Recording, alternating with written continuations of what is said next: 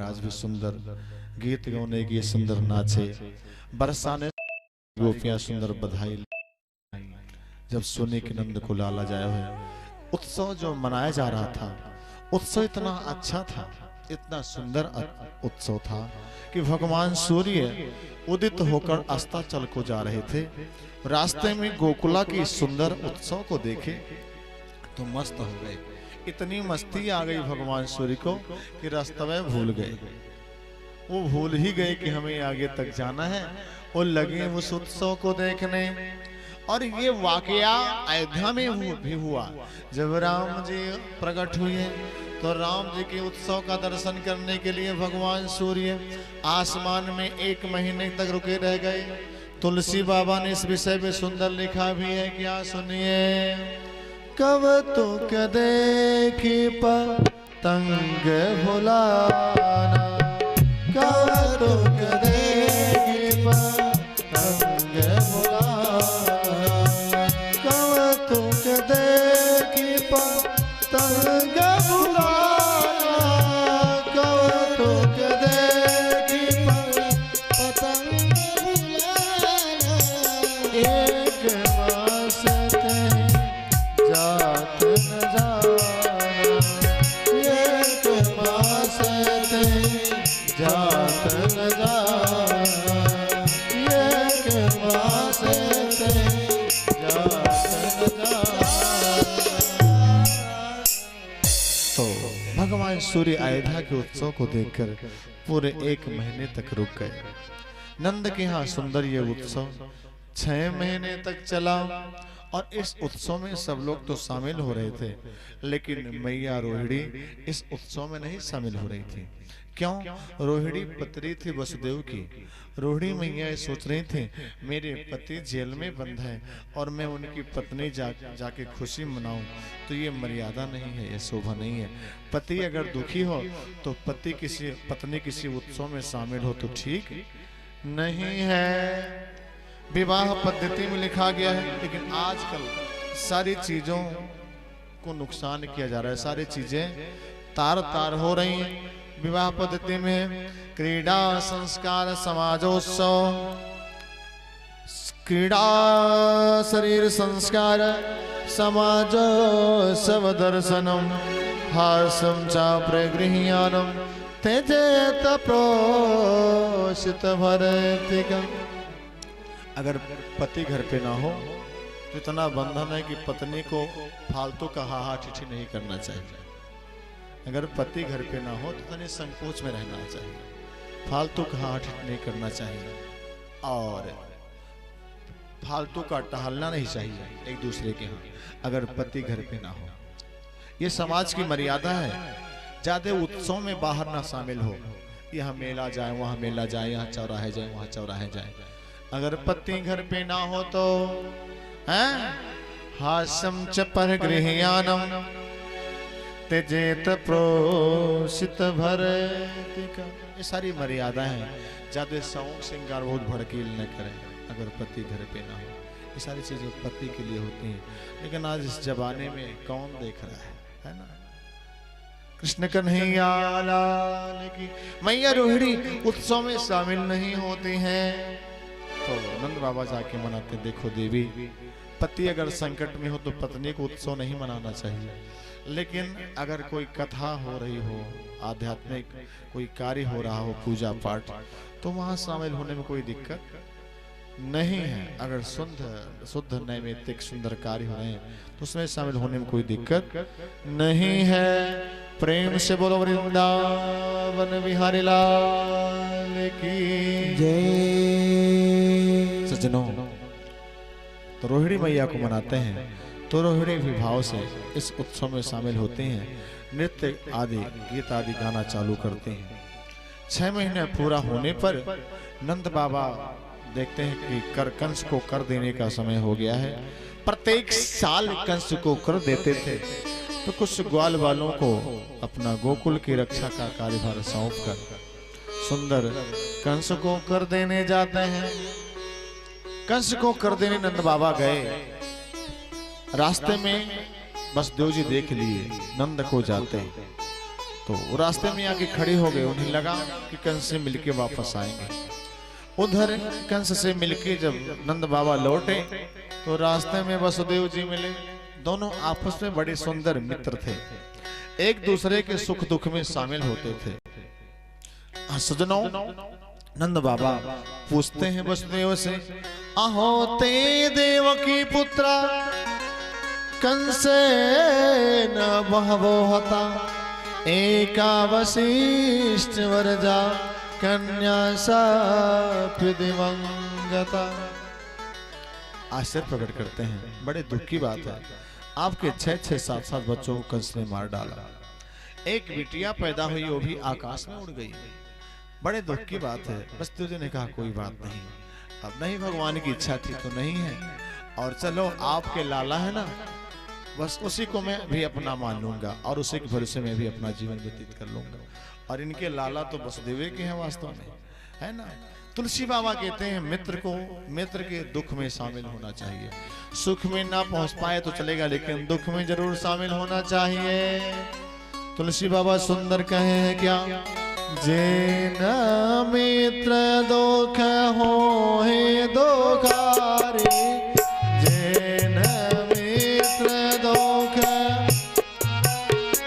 आरी, जे न मित्र दुख हो है दुखारी, जे न मित्र दुख हो है दुखारी, तिन्हीं मिलो कत पातक भारे, तिन्हीं मिलो कत पातक भारे, निज दुख गिर समरज करी जाना, निज दुख गिर समरज करी जाना, मित्रक दुख रज मेरो समाना, मित्रक दुख रज मेरो समाना, मित्रक दुख रज मेरो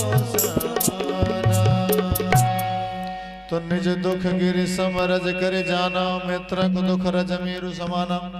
अपने दुख को धूल के समान समझो और मित्र के दुख को पर्वत के समान समझो। मित्र के दुख को देखकर अपने दुख को भूल जाओ, ये मित्रता होती है। सजनों, जे न मित्र दुख होए दुखारी, जो मित्र के दुख को देखकर दुखी नहीं होता है, उन्हें देखने में भी पाप लगता है, उन्हें देखना भी पाप है। प्रेम से बोलो वृंदावन बिहारी लाल। नंद बाबा मिलके वापस लौटे। इधर कंस आपातकालीन सभा बुलवाता है और उस सभा में चर्चा करता है कि मेरा दुश्मन प्रकट हो चुका है, लेकिन कुछ निश्चित नहीं है किस घर है, कहाँ है। ऐसे में उसकी पहचान कैसे की जाए। तो इसके मंत्रियों ने कहा पहचान करने की क्या बात है, 1 महीने के अंदर के जितने बच्चे हों सबको मार दिया जाए, और सबको मार दिया जाएगा तो उसमें वो भी मिल जाएगा, है ना। 1 महीने के अंदर के सारे बच्चों को मार दिया जाए। कंस ने हाँ कर दिया। सारे इसके सैनिक 1 महीने के अंदर के बच्चों को मारना चालू कर दिया। कठोर घटना गांव में घटने लगी, बहुत सारे बच्चे मारे जाने लगे।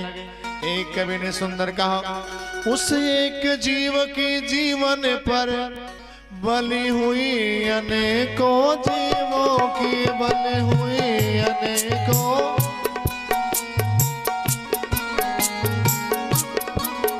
उड़ गई धूल धन वालों की, उड़ गई धूल धन वालों की, आफत आ गई गरीबों की, उड़ गई धूल।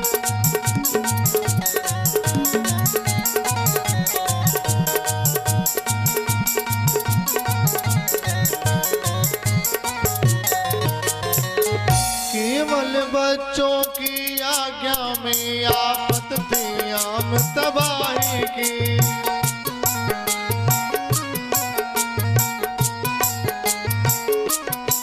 यह खासा एक नमूना था, खासा एक नमूना था, दुनिया में नौकर सा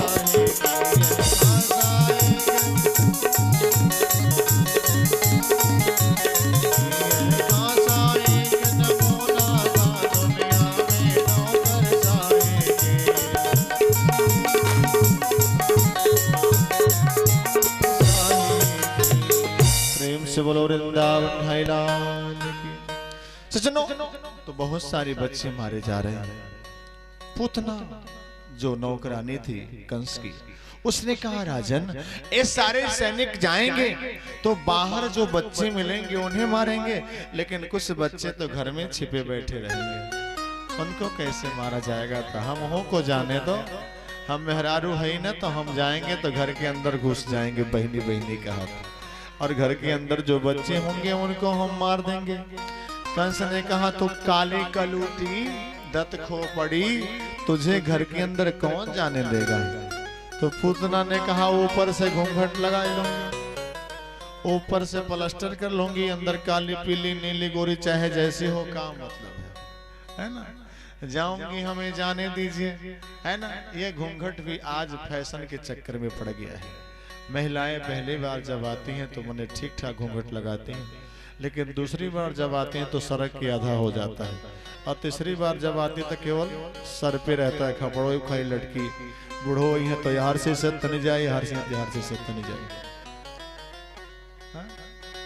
और कुछ महिलाएं तो हम देखते हैं साड़ी पहनती हैं बिल्कुल मच्छरदानी जैसा, घूंघट लगाए न लगाए कोई फर्क नहीं है, और उसके अंदर चश्मा भी चौराहे पर जाते समय पहन लेती हैं, ऐसे सिकोड़ के चलती हैं, देखते हैं, है ना। प्रेम से बोलो वृंदावन भाई लाल की। फैशन आज 90 साल की बूढ़ियों को शर्म आ जाती है बहुओं के फैशन को देखकर। हाँ, धोते पहनती हैं तो सब खिसकाए के यहाँ पिन कर लेती, पूरा हाथ ऐसे डंडा से छोड़ देती हैं, जबकि बूढ़ियों के सारे शरीर ढके रहते थे, है ना। प्रेम से बोलो वृंदावन बिहारी लाल की। पूतना चली, बहुत सारे बच्चों को मारने लगी, मारते मारते जब गोकुलों में पहुंची मैया यशोदा के महल में, तो देखी लंबे भीड़ तो अपने रूप को और आकर्षक बना ली और सुंदर बना ली। देखने में ऐसा लगा जैसे साक्षात लक्ष्मी अपने पति नारायण से मिलने आ रही है, ऐसा लगे कि नारायण से अपने पति से मिलने लक्ष्मी आ रही है। घर में घुस गई, यशोदा इसे पहचान नहीं पा रही है, बहनी कहाँ से आई हो? तो बहाना कर दी कि बसावा में मिले थे दुकनिया पर पहने, कुछ बहाना अपना कर दी, जो भी हो। तो यशोदा ने कहा कोई बात नहीं, आखिर लाला सबके आशीर्वाद से मिला है ना, इसमें सबका पुण्य प्रताप है, सबके आशीर्वाद से मिला है, तुम लोग भी लाला के साथ अपना देखो खेलो खिलाओ। ऐसा कह के मैया यशोदा कुछ काम करने चली गई। पूतना भगवान कृष्ण को अपने गोदी में उठाए लेती है। संतों ने बहुत सारा रहस्य बताया है। भगवान जब गोदी में आए पूतना के, तो अपने आंख को बंद कर लेते हैं। अपने आंख को क्यों बंद किए? कुछ विद्वानों का मत है कि भगवान सोचे ये जहर लगा के आई है अपने स्तन में, और जहर वहर तो हम पीते नहीं। हाँ, जहर भोलेनाथ पीते हैं, भगवान शंकर। अभी जहर हम पीते नहीं, भोलेनाथ शंकर पीते हैं जहर को। तो भगवान मानो आंख बंद करके लगे भगवान शंकर की याद करनो, आओ महाराज अपन जहर संभारो, आओ अपन जहर पियो, हम तो इकट्ठे दूध खाली पिए, है ना। प्रेम से बोलो वृंदावन भाई लाल की। शायद इसलिए भगवान शंकर को लगे याद करने। कुछ विद्वानों का मत था कि भगवान कृष्ण सोचे भगवान ये कैसी विडंबना है, रामावतार में आए तो भी शुभ शुरुआत स्त्री को मारने से हुआ, और यहाँ भी शुभ शुरुआत स्त्रियों को मारने से होगा। रामावतार में पहले ताड़का को मारना पड़ा, कृष्णावतार में पहले पूतना को मारना पड़ेगा, कैसी विडंबना है। कुछ संतों ने कहा भगवान कृष्ण सोचे मेरे आंखों में प्रबल आकर्षण है, जिसकी आंखें मेरी आंखों से मिल जाती वो हमेशा हम के लिए हमसे प्रेम कर लेता है, और हमेशा के लिए हमसे प्रेम कर लेता है, तो फिर वहाँ ये राक्षसी है, ये हमसे प्रेम कर लेगी तो मैं मारूंगा कैसे, और नहीं मारूंगा तो ये अत्याचार करेंगे, इसका मरना ठीक, इसलिए मैं आंख ना मिलाऊं ताकि इसका मुझसे प्रेम ना हो। भगवान ने आंख बंद कर लिया। कुछ विद्वानों का मत है भगवान के दोनों आंखें सूर्य और चंद्रमा है। सूर्य और चंद्रमा सोचे कि जिनको भी मारते हैं पापी से पापी को भी उत्तम गति देते हैं, तो चलो हम दोनों अपने अपने लोक के फाटक को बंद कर लेते हैं, हम दोनों को लोक में ना भेजे, बाकी चाहे जहाँ भेज दे। हम दोनों के लोक में ना भेजे, बाकी चाहे जहां भेज दे। इसलिए दोनों जो सूर्य चंद्रमा आंखें भगवान कृष्ण की वो बंद हो गई। प्रेम से बोलो वृंदा